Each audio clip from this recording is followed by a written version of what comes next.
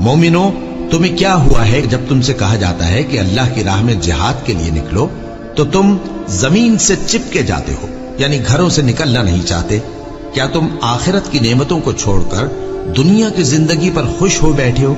सो दुनिया की जिंदगी के फायदे तो आखिरत के मुकाबिल बहुत ही कम है। अगर तुम न निकलोगे तो अल्लाह तुमको बड़ी तकलीफ का अजाब देगा और तुम्हारी जगह और लोग पैदा कर देगा और तुम उसको कुछ नुकसान न पहुंचा सकोगे।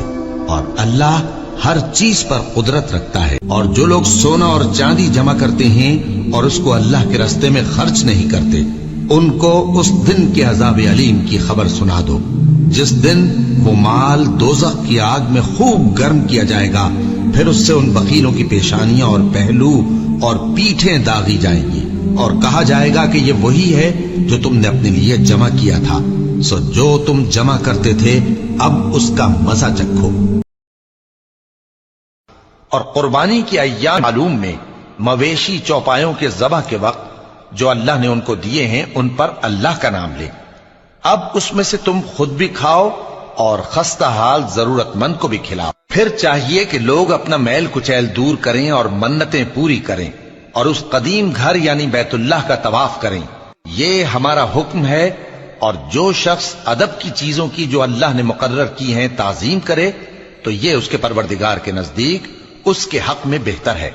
और तुम्हारे लिए मवेशी हलाल कर दिए गए हैं सिवाय उनके जो तुम्हें पढ़कर सुनाए जाते हैं। तो बुतों की पलीदी से बचो और झूठी बात से परहेज करो, सिर्फ एक अल्लाह के होकर और उसके साथ शरीक न ठहरा कर। और जो शख्स किसी को अल्लाह के साथ शरीक मुकर्रर करे तो वो गोया ऐसा है जैसे आसमान से गिर पड़े, फिर उसको परिंदे उचक ले जाएं या हवा किसी दूर की जगह उड़ाकर फेंक दे। ये हमारा हुक्म है। और जो शख्स अदब की चीजों की जो अल्लाह ने मुकर्रर की हैं ताजीम करे तो ये काम दिलों की परहेजगारी से है। इनमें एक वक्त मुकर्रर तक तुम्हारे लिए फायदे हैं, फिर इनको उस कदीम घर यानी बैतुल्लाह तक पहुंचना और ज़बह होना है। और हमने हर एक उम्मत के लिए कुर्बानी का तरीक मुकर्रर कर दिया है ताकि जो मवेशी चौपाए अल्लाह ने उनको दिए हैं उनके ज़बह करने के वक्त उन पर अल्लाह का नाम ले। सो तुम्हारा माबूद एक ही है तो उसी के फर्माबरदार हो जाओ और आजिजी करने वालों को खुशखबरी सुना दो। ये वो लोग हैं कि जब अल्लाह का नाम लिया जाता है तो उनके दिल डर जाते हैं और जब उन पर मुसीबत पड़ती है तो सब्र करते हैं और नमाज आदाब से पढ़ते हैं और जो माल हमने उनको अता फरमाया है उसमें से नेक कामों में खर्च करते हैं। और कुर्बानी के ऊंटों को भी हमने तुम्हारे लिए अल्लाह के शायर मुकर्रर किया है, उनमें तुम्हारे लिए फायदे हैं। तो कुर्बानी करने के वक्त कितार बांधकर उन पर अल्लाह का नाम लो, फिर जब पहलू के बल गिर पड़े तो उनमें से खाओ और कनात से बैठ रहने वालों और सवाल करने वालों को भी खिलाओ। इस तरह हमने उनको तुम्हारे जेरे फरमान कर दिया है ताकि तुम शुक्र करो। अल्लाह तक न उनका गोश्त पहुंचता है और न खून, बल्कि उस तक तुम्हारी परहेजगारी पहुंचती है। इसी तरह अल्लाह ने उनको तुम्हारे जेरे फरमान कर दिया है ताकि इस बात के बदले कि उसने तुमको हिदायत बख्शी है उसे बुजुर्गी से याद करो। और ऐ पैगंबर, नेकूकारों को खुशखबरी सुना दो। अल्लाह तो मोमिनों से उनके दुश्मनों को हटाता रहता है। बेशक अल्लाह किसी खयानत करने वाले नाशुक्रे को दोस्त नहीं रखता। और हमने आसमानों और जमीन को और जो कुछ उनमें है उसको खेल के लिए नहीं बनाया, उनको हमने तदबीर से पैदा किया है, लेकिन अक्सर लोग नहीं जानते।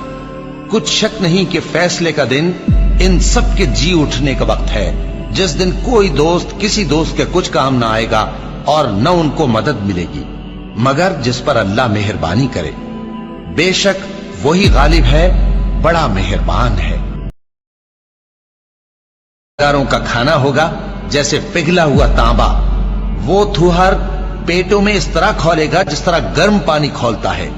हुक्म दिया जाएगा कि इसको पकड़ लो और खींचते हुए दोज़ख के बीचों बीच ले जाओ, फिर उसके सर पर खौलता हुआ पानी उंडेल दो कि अजाब पर अजाब हो। अब मजा चख, तू बड़ी इज्जत वाला और सरदार था। सबसे पहला घर जो लोगों की इबादत करने के लिए मुकर्रर किया गया था वही है जो मक्के में है, बाबरकत और जहान वालों के लिए मूजिब हिदायत। इसमें खुली हुई निशानियां हैं जिनमें से एक इब्राहिम के खड़े होने की जगह है।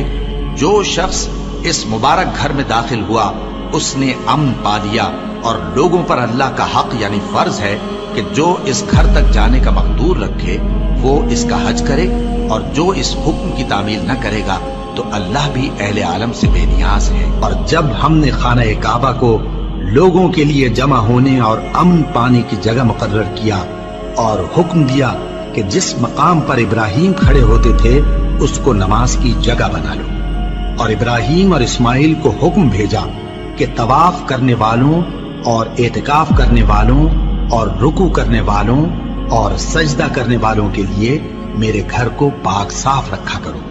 बेशक कोहे सफा और मरवा अल्लाह की निशानियों में से हैं। तो जो शख्स खाना काबा का हज या उम्रा करे उस पर कुछ गुनाह नहीं कि दोनों के दरमियान चक्कर लगाए, बल्कि ये एक नेक काम है, और जो कोई नेक काम करे तो अल्लाह कदरदान है, दाना है। और अल्लाह की खुशनूदी के लिए हज और उम्रे को पूरा करो, और अगर रास्ते में रोक लिए जाओ तो जैसी कुर्बानी मुयस्सर हो कर दो, और जब तक कुर्बानी अपने मुकाम पर न पहुंच जाए सर न मुंडाओ।